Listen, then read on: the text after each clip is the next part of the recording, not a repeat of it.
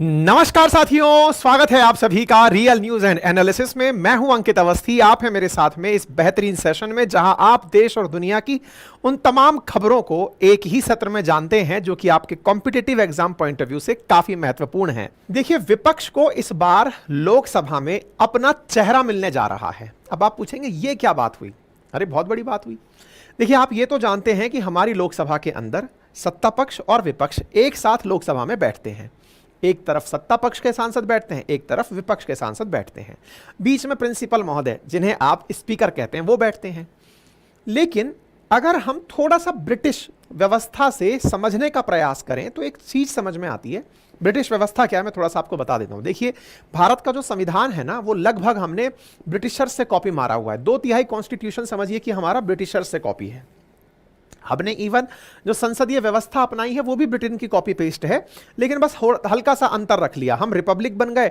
हमारे यहाँ का जो सबसे ऊंचा पद है वो चुना हुआ व्यक्ति का है, जिसको आप राष्ट्रपति कहते हैं, और ब्रिटेन में वो व्यक्ति परंपरानुगत है, यानी कि एक प्रकार से वंशानुगत है, जिसे आप मोनार्की कहते हैं। तो वहां की जो मोनार्की है वो कॉन्स्टिट्यूशनल मोनार्की है, लेकिन वो लोग भी पार्लियामेंट्री व्यवस्था को अपनाते हैं, संसदीय व्यवस्था को अपनाते हैं। संसद की ही बात को राष्ट्रपति की तरह वहां का राजा मानता है। अच्छा साहब, अब क्या है, ये बात मैं क्यों बता रहा हूं, थोड़ा सा समझ लीजिए ताकि आज इस बात को समझ पाएं। अगर आपसे कोई पूछे कि भारत के लोकतंत्र में और ब्रिटिश लोकतंत्र में क्या डिफरेंस है, तो यहां की जो वेस्टमिनिस्टर प्रणाली है, कहां की, यूके की, यूनाइटेड किंगडम ब्रिटेन जिसे आप कह रहे हैं, उसकी जो वेस्टमिनिस्टर प्रणाली यानी संसदीय प्रणाली है वो हमसे थोड़ी उन्नत किस्म की ओर चली गई है। आप पूछेंगे कैसे? वहां पर क्या होता है ना कि अगर सत्तारूढ़ पार्टी सत्ता में है तो अपोजिशन के द्वारा एक शैडो गवर्नमेंट बनाई जाती है। शैडो गवर्नमेंट का मतलब है कि इधर पीएम बना है तो उधर की तरफ लीडर ऑफ अपोजिशन बनेगा, जो एज इट इज यहां का पीएम जो बातें करेगा उसका दूसरा ऑप्शन देगा कि अगर मैं होता तो ऐसा करता। इधर अगर वित्त मंत्री है तो उधर भी उसका शैडो वित्त मंत्री बनेगा, इधर डिफेंस मिनिस्टर है तो उधर भी उसका शैडो। मतलब वहां का सत्ता पक्ष और विपक्ष दोनों ही समान प्रकार के पद की भूमिका निभाते हैं। उनके पद, जो अपोजिशन वाले पद हैं, उनके पास पावर नहीं है, लेकिन वो हर चीज पर अपनी नीति जनता को बताते हैं कि अगर मैं होता तो ऐसा करता। इससे क्या होता है? इससे कंस्ट्रक्टिव क्रिटिसिज्म होता है। कंस्ट्रक्टिव क्रिटिसिज्म का मतलब जनता को भी विकल्प पता चलते हैं कि ultimately what is the best option.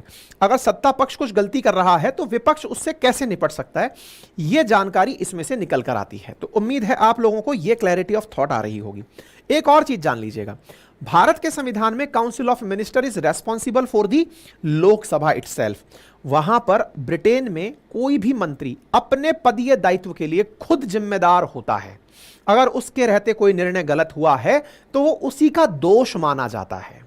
ठीक है, हमारे देश में क्या होता है, हमारे देश के अंदर लोकसभा डिसाइड करती है कि मंत्री दोषी है कि नहीं है।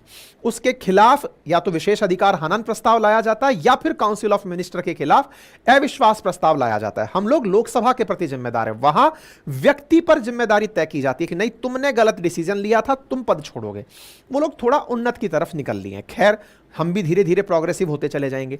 इन्हीं पदों में से एक पद है जो कि संविधान में तो मेंशन नहीं है लेकिन संसदीय व्यवस्थाओं में अपनाया गया है। उसका नाम है लीडर ऑफ अपोजिशन का पद। अब ये लीडर ऑफ अपोजिशन का पद क्या होता है, इस पर आगे बढ़ते हैं। तो देखिए, भारत की जो लोकसभा है ना, उसमें सत्तारूढ़ पार्टी है, ये आपको पता है कि सत्तारूढ़ पार्टी एनडीए गठबंधन है। अपोजिशन में इतने सारे लोग हैं, इतने सारे लोगों में से अगर किसी एक व्यक्ति को बोलने का मौका दिया जाए जो सबका प्रतिनिधित्व करे तो वो उनका नेता कहलाएगा, विपक्ष का नेता। विपक्ष का नेता कौन हो, लीडर ऑफ अपोजिशन उसको नाम से जाना जाता है।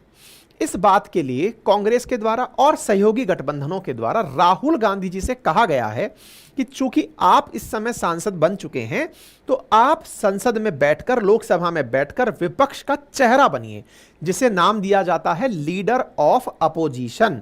अब आप पूछेंगे लीडर ऑफ अपोजिशन का संवैधानिक पद है? नहीं, यह एक स्टैट्यूट है। मतलब एक तरह से समझिए कि लोकसभा की कार्रवाइयों में यह पद लिखा हुआ है लेकिन संविधान में यह पद नहीं लिखा हुआ है। हालांकि लीडर ऑफ अपोजिशन का महत्व बहुत है। ये कैबिनेट मिनिस्टर के बराबर पद का महत्व रखता है। जैसे एक कैबिनेट मिनिस्टर, जैसे हमारे देश में 30 कैबिनेट मिनिस्टर बने हैं, ऐसे ही leader of opposition cabinet minister के बराबर पावर रखता है। इसको भी उतनी ही सुविधाएं दी जाती हैं।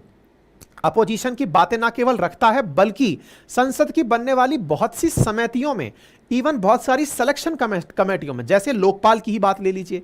जैसे भारत में अन्ना आंदोलन जब हुआ तो लोकपाल को लेकर के संघर्ष चला, उसको लेकर 2013 में लोकपाल और लोकायुक्त बिल आया। तो लोकपाल का जो सिलेक्शन कमेटी है, 1+8 मेंबर का जो लोकपाल प्लस लोकपाल की सब सदस्य, साथ ही सदस्य हैं, उनके सिलेक्शन के लिए जो कमेटी बनी थी, सिलेक्शन कमेटी, उस सिलेक्शन कमेटी में भी लीडर ऑफ अपोजिशन का नाम डाला गया था। यानी प्रधानमंत्री, लोकसभा स्पीकर, सीजेआई द्वारा नॉमिनेटेड या कोई और दूसरा जज, और चौथा व्यक्ति लीडर ऑफ अपोजिशन। यही कारण है कि 2014 से लेकर 19 के बीच में चूंकि कांग्रेस के पास में प्रॉपर नंबर ही नहीं था, कांग्रेस छोड़िए अपोजिशन के पास में संसद के अंदर नंबर ही नहीं था जिससे उन्हें लीडर ऑफ अपोजिशन मिल पाए, इसलिए लोकपाल की नियुक्ति अटक गई थी। अच्छा, इस किस्से को भी थोड़ा समझ लेते हैं। चलिए, आपको यदि याद हो तो 2014 के अंदर जब लोकसभा के इलेक्शन हुए तो कांग्रेस को संसद के अंदर मात्र 44 सीटें मिली थी। 44 सीटें मिलना लोकसभा के अंदर लीडर ऑफ अपोजिशन की क्वालिफिकेशन के लिए कम सीटें हैं। लीडर ऑफ अपोजिशन को कितनी सीटें चाहिए होती हैं? According to Indian parliamentary system 543 सीटें अगर लोकसभा के अंदर कुल सांसदों की हैं तो इनका 10% मिनिमम जिस पार्टी के पास होगा उसी को लीडर ऑफ अपोजिशन का पद दिया जाएगा। 543 का 10% है 55 सीटें, यानी कि 54.3, राउंड फिगर में 55। तो 55 सीटें होना लीडर ऑफ अपोजिशन के लिए जरूरी है। 2014 के जब लोकसभा इलेक्शन हुए, यानी कि 16वीं लोकसभा के लिए जब इलेक्शन हुए, तो उस समय अपोजिशन की तरफ से लीडर ऑफ अपोजिशन पद की क्वालिफिकेशन ही प्राप्त नहीं की गई, इसलिए यह पद खाली रह गया। आप सोचिए इस पद के खाली रहने का नुकसान क्या हुआ था। इस पद के खाली रहने का नुकसान यह हुआ था कि लोकपाल बिल 2013 में पास हो गया था, कानून बन गया था, उसके बावजूद लोकपाल की नियुक्ति नहीं हुई थी। क्यों नहीं हुई थी इसका अंतर समझिए, मैं फिर से बता रहा हूं।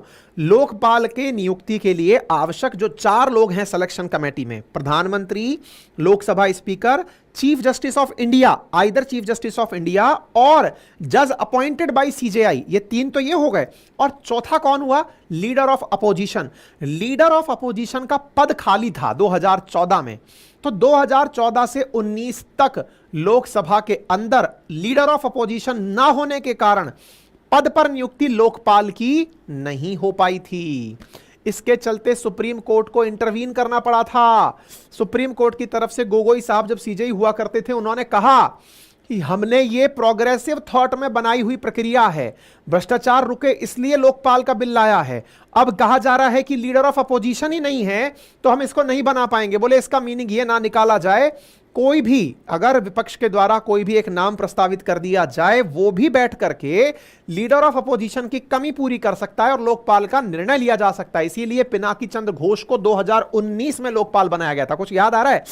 कंटेंट थोड़ा सा डेप्थ हो रहा है, लेकिन यदि याद आ रहा है तो ध्यान करिएगा, ठीक है। 2019 में भी कांग्रेस लीडर ऑफ अपोजिशन या कोई अपोजिशन की पार्टी लीडर ऑफ अपोजिशन की क्वालिफिकेशन नहीं हासिल कर पाई, क्योंकि इन्हें फिर से 2019 में 52 सीट्स मिली। 52 सीट्स मिलने से इन्हें फिर से लोकसभा के अंदर लीडर ऑफ अपोजिशन की क्वालिफिकेशन नहीं मिली। कितना चाहिए था? 55। इस बार 2024 के 18वीं लोकसभा के चुनावों में कांग्रेस अपना 3 अंक क्रॉस कर गई है, 100 से ऊपर सीटें ले आई है, 55 से ऊपर सीटें ले आई है, लार्जेस्ट सिंगल अपोजिशन पार्टी बनकर आई है, इसलिए इन्हें लीडर ऑफ अपोजिशन का पद मिल सकता है। इन्होंने अपने अलाइज के साथ मिलकर पूछा कि बताइए हम किसे अपनी तरफ से सजेस्ट करें ताकि वो हमारा नेता बने, विपक्ष में हमारी आवाज बने। ऐसी कमेटीज जो कि संसद में बनाई जाती हैं उनमें लीडर ऑफ अपोजिशन की भूमिका निभाए, तो सर्वसम्मति से नाम लिया गया राहुल गांधी जी का। अब राहुल गांधी जी से रिक्वेस्ट की गई है कि आप लीडर ऑफ अपोजिशन बने और लीडर ऑफ अपोजिशन बनकर के विपक्ष को दिशा दें। हालांकि राहुल गांधी जी ने इस विषय पर सोचने के लिए 2 से 3 दिन का समय मांगा है। कांग्रेस वर्किंग ग्रुप की तरफ से यह कह तो दिया गया है यूनानिमसली, एक तरीके से मतलब एक मत होकर के राहुल गांधी जी से कहा है कि आप हमारे लीडर ऑफ अपोजिशन बने। हालांकि राहुल गांधी जी अभी सोचकर समय देंगे, बताएंगे कि हां ठीक है मुझे बनना है या नहीं बनना है, वो अपनी तरफ से आंसर देंगे, ठीक है। इसी प्रकार क्या आप सवाल बना सकते हैं, आपके दिमाग में एक सवाल बना सकते हैं कि लोकसभा में तो लीडर ऑफ अपोजिशन हो गया, क्या राज्यसभा में भी होता है? बिल्कुल होता है। इस समय खड़गे साहब जो हैं, मल्लिकार्जुन खड़गे साहब, वो राज्यसभा के अंदर अपोजिशन के लीडर हैं। तो उम्मीद है अब आपको यह तथ्यात्मक जानकारी मिल गई।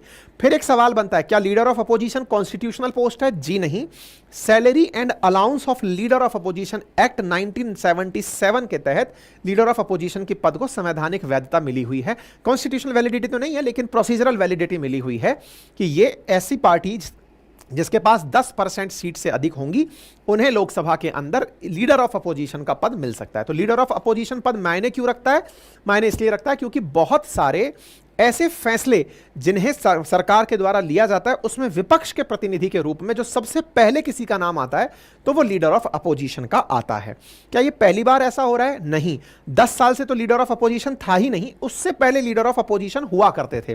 जैसे 10 साल पहले Sushma Swaraj ji leader of opposition हुआ करती थी, उससे उनसे पहले आल के आडवाणी जी, फिर सोनिया गांधी जी, शरद पवार जी, अटल बिहारी वाजपेयी जी, पीवी नरसिम्हा राव, अटल जी, ऐसे अडवाणी जी, राजीव गांधी। मतलब एक प्रकार से लीडर ऑफ अपोजिशन जो है ना, ये लंबे समय से हमारे देश के अंदर पद रहा है।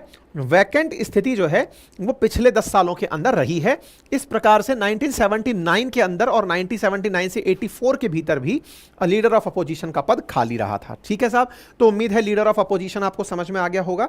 तो ये मैंने आपको सारी की सारी बातें बता दी हैं। ठीक है, तो ये लीडर ऑफ अपोजिशन कौन बन सकता है? जिसके पास 10% सीटें हों लोकसभा के अंदर, वही लीडर ऑफ अपोजिशन बन सकता है, जिसके लिए अलायंस अपनी तरफ से डिस्कस कर दे। क्या कॉन्स्टिट्यूशन में इसका क्राइटेरिया है? नहीं, इसका कोई कॉन्स्टिट्यूशनल क्राइटेरिया नहीं है। हाँ, एक चीज जान लीजिएगा, राज्यसभा में लीडर ऑफ अपोजिशन बनने के लिए 243 में से 25 सीटें, 10% 24 होती है, तो यहां 25 बोल रखी है, 24.3 की जगह 25 सीटें हों, वो पार्टी लोकसभा के अंदर लीडर ऑफ अपोजिशन बन जाती है। ठीक है साहब, तो ये सारी बातें मैंने आपको बता दी हैं, और अन्ना आंदोलन वाली लोकपाल वाली जो बातें मैंने बोली, वो सारी मैंने आप लोगों को यहां पर लिख करके दे दी हैं। ठीक है साहब, लीडर ऑफ अपोजिशन के पास जिम्मेदारी क्या क्या होती हैं? तो ये अपने द्वारा अपोजिशन लीडर के रूप में तो एक एक्टिव पार्टिसिपेशन करते ही हैं, कमेटीज के अंदर बैठते हैं, इफेक्टिव क्रिटिसिज्म करते हैं, अपोजिशन का फेस होते हैं, और साथ में बहुत सी कमेटियों के अंदर भागीदारी निभाते हैं।